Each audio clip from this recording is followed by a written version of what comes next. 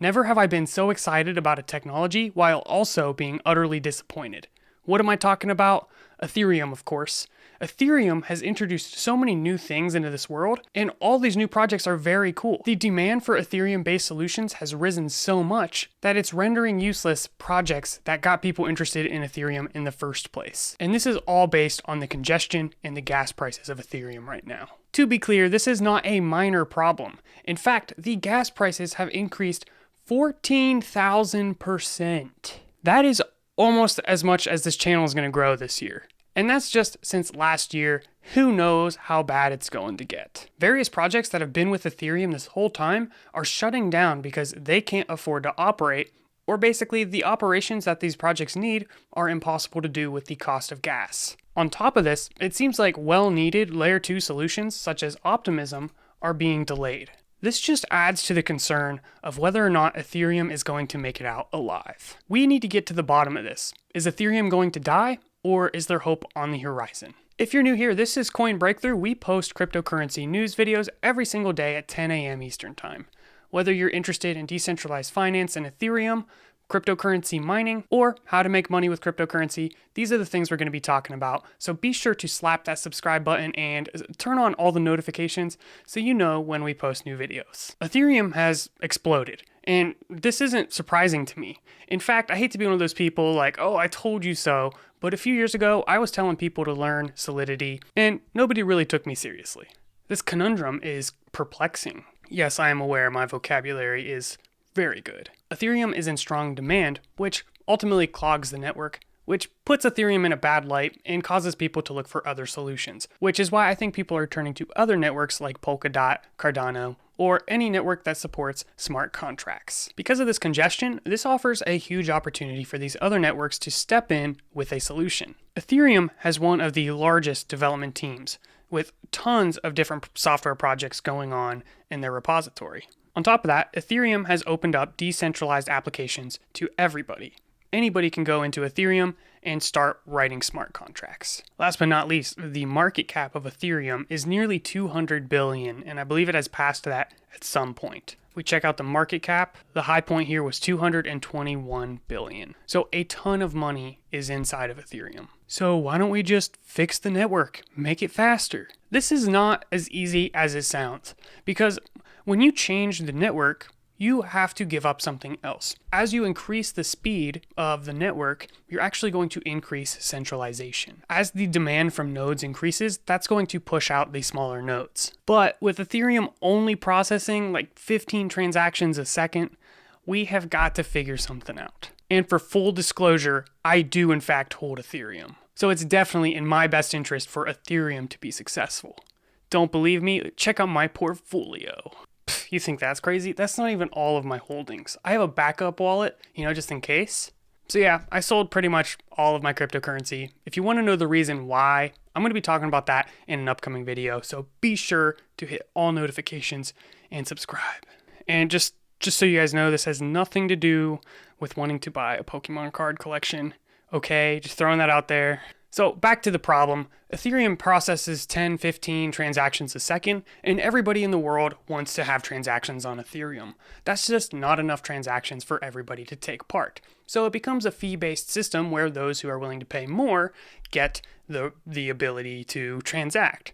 So it pushes out the poor people from making transactions. So Ethereum has become a playground for the rich and large institutions who are moving a lot of money around. If you just want to, create a cute NFT, well, you're going to be priced out pretty easily. It's going to cost $50, $100 just to put a picture up on the blockchain. So conclusion, if Ethereum doesn't fix this, Ethereum is going to die, or at the minimum, not get the adoption that it needs and deserves. Ethereum introduced very innovative tech, and we want to see widespread adoption of this technology. It's going to completely change numerous industries, whereas Bitcoin is very limited in what it's going to be able to do. Ethereum is the network that does stuff. This is wildly different than Bitcoin, which, is a great store of value. And that's why it's sad to see scalability solutions like Optimism being delayed.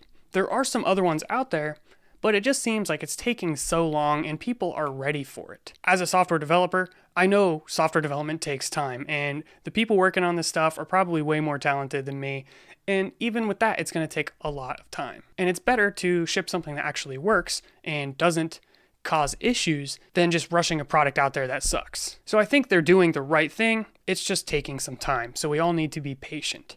And this is a big thing when it comes to the price of Ethereum. Price might not reach its full potential until some of these solutions are out there. Ethereum has essentially two ways to fix this. So the first one is to increase transaction capacity on the main network, which again, we said we don't want to do because that leads to centralization.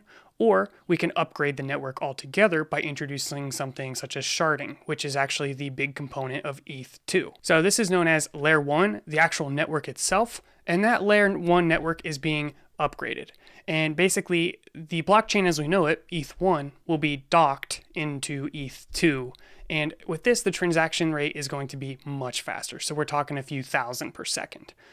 The other thing you should know about is Layer 2, and that's where these systems exist to enhance the experience of Ethereum. A blog from Optimism says an uncoordinated rush into L2 without enough community preparation is dangerous. As we've seen on other chains, there is a very real risk of popular dApps getting forked and launched by adversaries with the intention of defrauding users. So we are delaying the official public mainnet in favor of a more coordinated community launch. Our goal is to make sure that foundational projects, infrastructure providers, block explorers, wallets, and token bridges have time to integrate, audit, and test. The increase in the speed of the network needs to come from the right place, and we know Ethereum is not going to give up the decentralization. That's the whole point of Ethereum. So we are relying on ETH2 and Layer 2 solutions. And once ETH2 is out, Layer 2 solutions will still exist. It's just going to enhance the experience even farther. And an article from the creator of Ethereum said potentially hundreds of thousands of transactions per second. Yeah, you read that. 100,000 transactions per second, and even more in the future. And you know, that number sounds familiar. What am I thinking of? Oh yeah, that's the number of subscribers we're going to have by the end of the year. I totally forgot. Now, I'm not really great with numbers, but I think 100,000 transactions is going to be a crap ton better than 15. This is where we can finally start supporting garbage NFTs, decentralized finance, yield farming, all these different projects all at the same time, and it's just going to work. Or maybe we'll fill up that 100,000 transactions in no time and we'll need a new solution. Who knows? Right now, it's a waiting game. So just do what you can to save on gas prices. There's a few things you can do. I'm actually going to do a video dedicated to gas prices and some of the different websites and resources out there to help you save gas as well as learn a little bit more about how it works. In the meantime, the short answer is to time your transactions such that it's on a downtime of the network, or if your wallet gives an option to use lower gas and just have to wait, that might be a good option too. I'm really hoping this doesn't continue to get delayed. However, there's a lot of other networks out there trying to do similar stuff to Ethereum. So this is a really good opportunity for them to jump in and get a good percentage of the market share. So I think ultimately we're going to have a solution to this problem, and I don't think Ethereum is going to die in the process. So ultimately, what do I think about the price of Ethereum? Now, just to warn you, this is not investment advice in any way, shape, or form. I have no idea what the future holds. Even with all of these delays, I don't think there is enough time for a different project to take the place of Ethereum. Realistically, it's probably going to be Ethereum plus these other projects, and these may continue to be competitors, or there's going to be solutions out there to help these chains communicate with one another. So it's not Ethereum or Cardano, Ethereum or Polkadot. That's such a hard word to say. Is it just Polkadot? I've never known how to pronounce this. Because I want to say Polkadot. But anyways, it's not going to be one or the other. I think there's going to be a variety of options out there and hopefully some interoperability that's well refined to allow these chains to work together. If Bitcoin is around 50K right now, and all it does is provide a store of wealth to, protect against inflation, that is useful, but it doesn't do anything. It's not going to disrupt very many industries, but Ethereum has the potential to disrupt every single industry. So I think realistically, Ethereum has a high chance of ultimately passing that number, especially once we move to Ethereum 2 and we have some really freaking sweet Layer 2 solutions. Which means I should probably get some because I don't think my $125 or whatever it was is going to cut it. So the conclusion, I think Ethereum's going places. It just might take longer than we hope for. But let me ask you, where do you see Ethereum in 5 years? Drop a comment below and I'll see you in the next video.